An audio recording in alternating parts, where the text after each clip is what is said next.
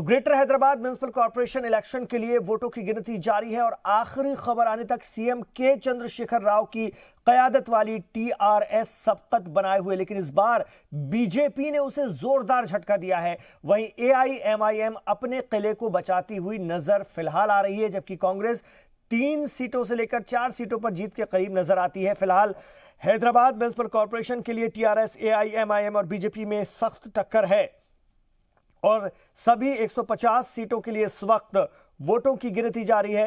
हो सकता है देर शाम तक नतायज पूरी तरह से आ पाए, क्योंकि ये वोट इस बार जो है वोटिंग पेपर, बैलेट पेपर से हुआ है, इसलिए वोटों की गिनती में वक्त लग सकता है। अगर हम 2016 के ग्रेटर हैदराबाद नगर निगम इंतखाबात की बात करें तो टीआरएस ने 150 में से 99 वार्ड पर जीत हासिल की थी, लेकिन इस बार जीत का ये आंकड़ा सिमटता नजर आ रहा है, जबकि असदुद्दीन ओवैसी की पार्टी एआईएमआईएम ने उस वक्त यानी 2016 में 44 सीटें जीती थीं। उस वक्त बीजेपी महज 3 नगर निगम की सीट जीत सकी थी, लेकिन जिस तरह से परफॉर्म बीजेपी ने इस बार किया है वो कहीं ना कहीं खतरे की घंटी है इस वक्त बरसर इक़्तिदार तेलंगाना में टीआरएस के लिए। और बीजेपी को एक बार मजबूत एंट्री करने का जो वो मौका चाह रहे हैं हैदराबाद के जरिए तेलंगाना में, आंध्रा में, वो कहीं ना कहीं मिलता भी नजर आ रहा है।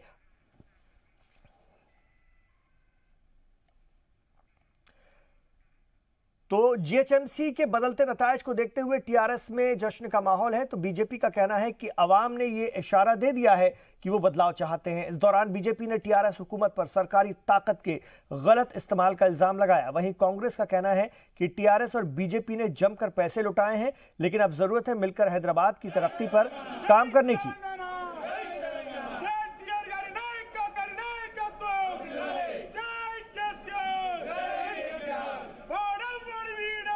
टीआरएस सबसे बड़ी पार्टी इमर्ज होगी इस इलेक्शन के बाद, तो जाहिर है तेलंगाना के लोग टीआरएस के साथ हैं। हम बराबर सबसे बड़ा पार्टी इमर्ज करेंगे और एग्जिट पोल में जितने सीट बताए गए हैं मुझे लगता है उससे बढ़कर भी टीआरएस पार्टी को सीट मिलने की आशा हम करते हैं, क्योंकि केसीआर साहब की जो विजनरी लीडरशिप है उसके वजह से आज हैदराबाद में डेवलपमेंट अच्छा है, तेलंगाना में डेवलपमेंट अच्छा है, हैदराबाद में हालात अच्छा है, यहाँ की पीसफुल एक एटीट्यूड और नेचर जो है लोग इसको पसंद करते हैं, चाहते हैं कि ये आगे चलते रहे। तो बीजेपी के जो बड़े बड़े दावा थे और जितने बड़े नेतागण यहाँ पे आए उन्होंने आके 1-2 दिन में जितने भी बातें बोल के गए हैं, मुझे नहीं लगता है कि हैदराबाद के जनता ने उनकी सुनी है। और आज के डेट में हमें पूरा विश्वास है जनता हमारे साथ है और टीआरएस पार्टी सबसे मेजर पार्टी इस इलेक्शन से निकल कर बाहर है। आज सारे हिंदुस्तान में जो फार्मर का इशू है, बहुत सारे इश्यूज है, वो इश्यू छोड़ के हैदराबाद का के पूरी central government including prime minister साहब के एक बहाना लगा लेके एक वैक्सीन के वास्ते उन्होंने है। अभी गृह मंत्री और चीफ मिनिस्टर उत्तर प्रदेश, ऐसा हैदराबाद म्यूनसिपल इलेक्शन से क्या ताल्लुकात है समझ में नहीं आया। यहाँ के मनमाने वो लोग, अभी आज तक government of India Hyderabad city के लिए क्या दी, डेवलपमेंट के लिए क्या दी, वेलफेयर के लिए वो नहीं बताए, और क्या करते वो नहीं बताए। यहाँ के खाली हिंदू मुस्लिम एक ही नारा लगा के, तो किसी की आज क्या हो गया।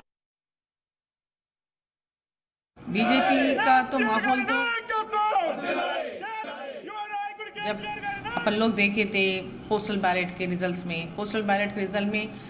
में उसमें क्या है, उसमें ओल्ड एज पीपल का भी है और उसमें एम्प्लॉयज़ का भी है और थोड़े कोरोना पेशेंट्स का भी है उसमें। तो उसके रिजल्ट्स की वजह से उसके ये मालूम होता है साफ, लोग तो बीजेपी को चाह रहे हैं, यहाँ रिजल्ट्स में मेरी रूलिंग पार्टी है, उसके पूरा यहाँ पे पूरा मजल पावर है एंड पावर में है, मिनिस्टर्स है, हर जगह एमएलएज है, यहाँ पूरे हर तरह के वो लोग पावर जो इसमें पैसा तो बेदुखा पैसा खर्च करें, एक वोट के लिए एक घर में 10,000 20,000, 2 वोटों के लिए 3 वोटों के लिए वो पैसे दिए। मेरा जिंदगी में इतना फ्रॉडुलेंट इलेक्शंस नहीं देखा है मैंने, और इतना फ्रॉड स्टेट इलेक्शन कमीशन को भी शायद मैं ही नहीं देखा, कोई और भी शायद नहीं देखा होगा। बहुत सारे मुद्दे ऐसे हैं, मगर आज थोड़ी देर में रिजल्ट्स आने वाला है, कोई पार्टी जीतेगा कोई पार्टी हारेगा। मगर लोगों को जिताने का वक्त है अभी। पार्टी का जीत हार इलेक्शन कैंपेन खत्म हो गया और लोगों को जिताने का वक्त आ गया। एक ग्लोबल हैदराबाद को गार्बेज हैदराबाद बना दिया गया है पिछले 5 साल में। फिर से ग्लोबल हैदराबाद बनाने के लिए क्या चीज़ करना है, हर पॉलिटिकल पार्टी को भी तैयार करने की ज़रूरत है, उसी दिशा में काम करने की ज़रूरत है। और जो भी मेयर बनेगा उसको उतना ताकत एम्पावरमेंट के साथ काम करने का एक दबाव अपने तरफ से डालने की ज़रूरत है। सीधे रुक करते हैं हैदराबाद का। इस वक्त मीर मेहंदी अली बाकरी हमारे रिपोर्टर हमारे साथ बराह रास्त हैं, उनसे मजीद बात करेंगे। जी, अपडेट लेना चाहेंगे सबसे पहले आपसे मीर मेहंदी अली।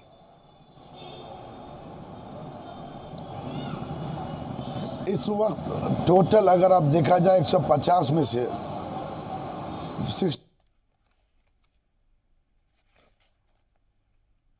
ठीक से राब्ता नहीं हो पाया है। हम वापस रुख करेंगे मीर मेहंदी अली का, लेकिन आपको बता दें इस वक्त भारतीय जनता पार्टी और टीआरएस में सख्त टक्कर है। हालांकि टीआरएस बढ़ रही है और कहीं ना कहीं टीआरएस ही नगर निगम हैदराबाद में अपनी जीत का परचम लहराएगी, लेकिन बीजेपी ने जिस तरह से एंट्री की है और जिस तरह से परफॉर्म किया है उसने कहीं ना कहीं बीजेपी के कारकुनान की तेलंगाना में हौसला अफजाई जरूर की है। AIMIM असदुद्दीन ओवैसी की पार्टी अपना किला बचाने में फिलहाल कामयाब नजर आती है। हालांकि टीआरएस ने यह इल्जाम लगाया कि ये सिर्फ सब बीजेपी और AIMIM की वजह से हुआ है और सीधे तौर पर इसका नुकसान टीआरएस को उठाना पड़ा है और AIMIM की वजह से ही बीजेपी ने हैदराबाद के इलेक्शन में और नगर निगम के इलेक्शन में एंट्री की है। हालांकि हैदराबाद नगर निगम इस मायने में बहुत खास है क्योंकि ये नगर निगम अपने आप में मुल्क के तमाम बड़े नगर निगमों में से एक है और यहाँ पर अपने आप में 4 जिले आते हैं,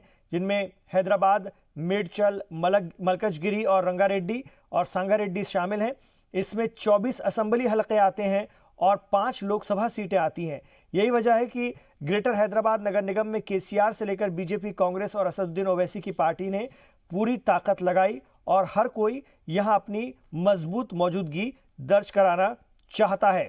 कांग्रेस को बड़ा नुकसान हुआ है इस बार और कांग्रेस के लिए बड़ा सेटबैक है। हालांकि जिस तरह से कांग्रेस ने इस इलेक्शन में परफॉर्म किया है वो उनके लीडरशिप के लिए और तेलंगाना में खास तौर से उनके वजूद के लिए एक बड़े खतरे की घंटी है। ये वही कांग्रेस है जिन्होंने तेलंगाना जब बनाया था और इसका क्रेडिट लिया था तो उन्हें पूरी उम्मीद थी कि वही तेलंगाना पर राज करेंगे, लेकिन ऐसा हुआ नहीं। तेलंगाना की आवाम ने बहुत जल्दी चेंज किया और टीआरएस को मौका दिया जो कि जद्दोजहद कर रही थी तेलंगाना रियासत के लिए, और उसके बाद से कांग्रेस की हालत यहाँ पर खस्ता ही होती चली गई। लेकिन इस बीच बीजेपी ने यहाँ पर अपनी बड़ी मौजूदगी दर्ज कराना शुरू किया, जिसका असर साफ तौर पर अब नजर आने लगा है। और इस बार खास तौर से बीजेपी ने जिस तरह अपने तमाम बड़े लीडरों के जरिए कैंपेनिंग कराई वो एक बड़ा रिकॉर्ड है। मैं सीधे एक बार मीर मेहंदी अली बाकरी का रुख करूंगा। जी, आप अपडेट दीजिए पहले ताजा। देखिए, अब इस वक्त अपडेट जो है 60+ टीआरएस चल रही है और 40 पर बीजेपी और MIM चल रही है। कांग्रेस की तो 2 सीट हैं। अभी प्रॉब्लम यह है कि अभी पूरा पिक्चर क्लियर नहीं है, मगर मैं एक बात आपसे साफ कहना चाहता हूं। जो सुबह से जो ट्रेंड आ रहे हैं JHMC इलेक्शन में, ये पहली बार हुआ है, काफ़ी उतार चढ़ाव इस पर देखने को मिले हैं। तो इसमें बीजेपी 4 सीट थी, अब 40 के करीब जा रही है, लीडिंग बता रहे हैं। तो साफ तौर पर यह है टीआरएस जीत कर भी हारी है और बीजेपी हार कर भी जीती है।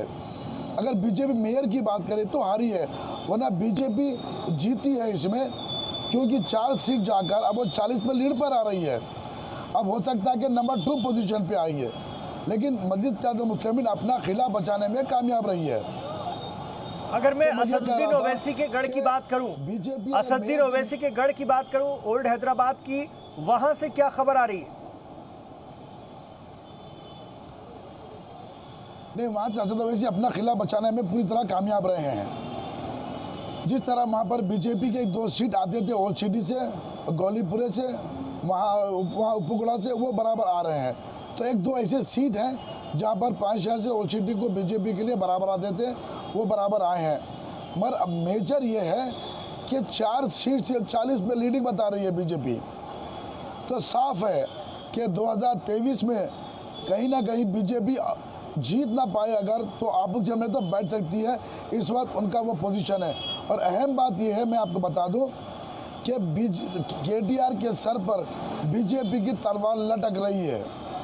कभी भी बीजेपी KCR को बीट करके आगे निकल सकती है। अब कांग्रेस खत्म हो गई फील्ड से, अब सिर्फ दो ही पार्टी फाइट होगी, TRS और बीजेपी।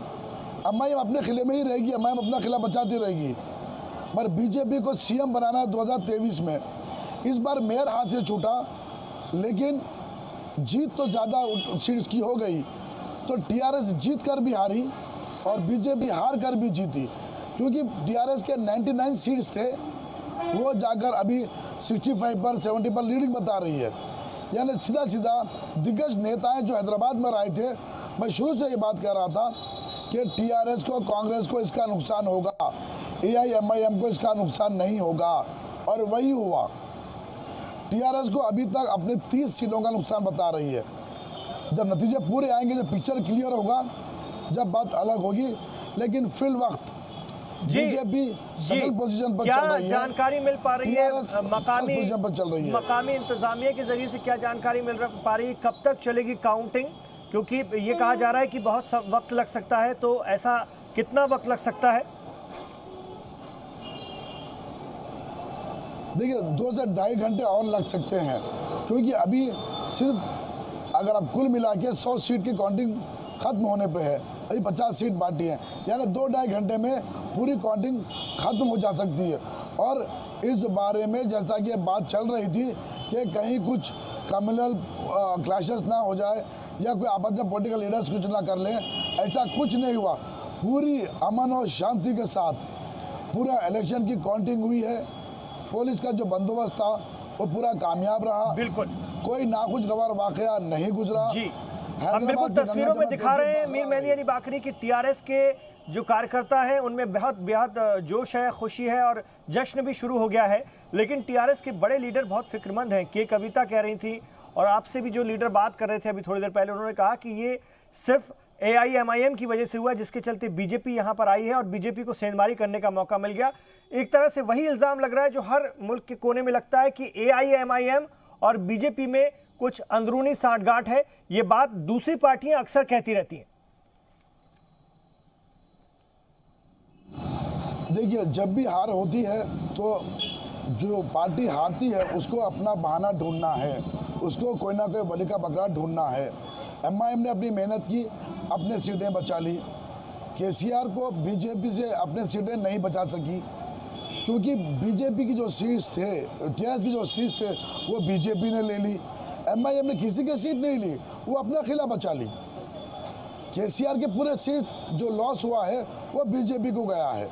तो इसमें MIM का पर इल्ज़ाम लगाना, ये तो अपोजिशन की हमेशा से आदत है, किसी ना किसी को बहाने, किसी ना किसी के बहाने, किसी ना किसी को सेला चढ़ाना है। लेकिन इसको और ब्रॉड और बड़े लेवल पर देखें, और बड़े लेवल पर देखें 2023 में जब विधानसभा के इंतखाबात होंगे, असेंबली इंतखाबात होंगे, उस वक्त बीजेपी ने जिस तरह से यहाँ एंट्री मारी है वो अपना दबदबा और बना लेगी। और लगातार AIMIM और बीजेपी में जिस तरह की ज़बानी जंग चलती है और जिस तरह से एक दूसरे को टारगेट किया जाता है, उससे एक अलग किस्म का माहौल बनेगा तेलंगाना में, जो कि बीजेपी के लिए ख़ास तौर से एक बड़ी राह पैदा कर सकता है और जिसके लिए बीजेपी लगातार मेहनत कर रही है। देखिए, मैं शुरू से वाहिद जी सलाम चैनल होगा जो शुरू से ये कह रहा है कि बीजेपी की नज़र 2023 में है, और ये अधिक खुल के आ गया है, बगौल बच गया है, कमल खिल गया है, क्योंकि 4 सीट और 40 में लीड, ये अपने आप में बहुत बड़ी बात है, बहुत बड़ी बात है। हैदराबाद के GHMC इलेक्शन में दुबाका का जीतना, जो बीजेपी MLA ने जीता है, वहाँ के बाद बीजेपी में जोश और उत्साह बहुत देखने को मिला और दिग्गज नेता यहाँ पर आए, उसका वो नतीजा भी मिल गया। मैं शुरू से बता रहा हूँ, जी सलाम शुरू से ये कहते आया है कि ये 2023 का बगौल है, ये 2023 का इलेक्शन जहन में रखकर ये इलेक्शन लड़ा जा रहा है। अब मेन अपोजिशन बीजेपी काउंसिल में भी हो सकती है, या आने वाले 2023 में रूलिंग भी हो सकती है, या मगर मेन अपोजिशन बराबर हो सकती है। क्योंकि कांग्रेस अब खत्म हो चुकी है। अब कांग्रेस सिर्फ 2 सीट पर मुतमईन हो चुकी है। लीडिंग कांग्रेस का नहीं रहा, 1 सीट कांग्रेस की लीडिंग है। तो 2023 में जो इलेक्शन होगा ये टीआरएस और बीजेपी में होगा। एमआईएम अपने 7 सीट बचा लेगी, क्योंकि एमआईएम यहाँ पर 7 सीट लड़ती है। अगर बढ़ के लड़ती है तो टीआरएस को नुकसान होगा, बीजेपी का फायदा होगा। तो इसीलिए अब आने वाले इलेक्शंस में 2023 में बिल्कुल बीजेपी अपना मुकाम यहाँ पर बना लेगी। लेकिन जो अभी हम सुनवा रहे थे के कविता कह रही थी, सीएम साहब की बेटी हैं, मेंबर पार्लियामेंट भी है और लगातार उनको लगाया गया था और उनके भाई साहब लगातार लगे हुए थे, दोनों भाई बहन पूरी ताकत झोंके हुए थे। और जो के कविता कह रही थी कि हैदराबाद की आवाम ने बीजेपी का जो कैंपेनिंग था और जिस तरह की बातें थी उसको नकार दिया है, क्या वाकई ऐसा लगता है? जिस तरह से सीटें बढ़ रही हैं उससे तो नहीं लगता है कि हैदराबाद की आवाम ने बीजेपी की कैंपेनिंग को नकार दिया है? और जो बातें वो उन बातों का जिक्र कर रही थी जो बीजेपी योगी आदित्यनाथ कह के गए हैं या अमित शाह कह के गए हैं, और ख़ास तौर पर वो जिस तरह से इल्ज़ाम लगा रही थी बीजेपी पर कि फ़िरकावाराना माहौल को ख़राब करने की कोशिश करते हैं, जबकि हैदराबाद बहुत अमन पसंद शहर है। क्या वाकई हैदराबाद के अवाम ने बीजेपी को नकारा है? नहीं लगता। अगर होता तो 40 सीट पे लीडिंग एमआईएम नहीं बता, भले ही वो 30 पे सेटल हो जाए लास्ट में। अब जो लीडिंग है वो 40 सीट। अगर 40 सीट पे अगर बीजेपी लीड कर रही है तो आवाम नकारने की बात गलत हो सकती है। देखिए यहाँ पर बीजेपी की वोट बढ़ गए, बीजेपी का परसेंटेज ऑफ पोलिंग जो था वो बहुत ज़्यादा हो गया। अगर नहीं होता तो हम ये बात कह सकते थे कि बीजेपी के जो दिग्गज नेता यहाँ पर आए थे उनका आना बेकार हुआ। 4 से 40 सीट लीड में आना, आवाम का उनको कबूल करना एक तरफ से साफ ऐलान है। बीजेपी अपने परसेंटेज और बढ़ा चुकी है। बीजेपी के पहले इतने वोट हैदराबाद में नहीं, पूरे तेलंगाना में नहीं थे। ठीक है, इस बार तेलंगाना में बीजेपी की वोट बहुत बढ़ गए हैं। ठीक है, साफ बात है कि बीजेपी अपना अब दबदबा खान हो गया। 40 हम आपसे और अपडेट लेंगे, आप नजर बनाए रखिए। फिलहाल बातचीत के लिए आपका शुक्रिया।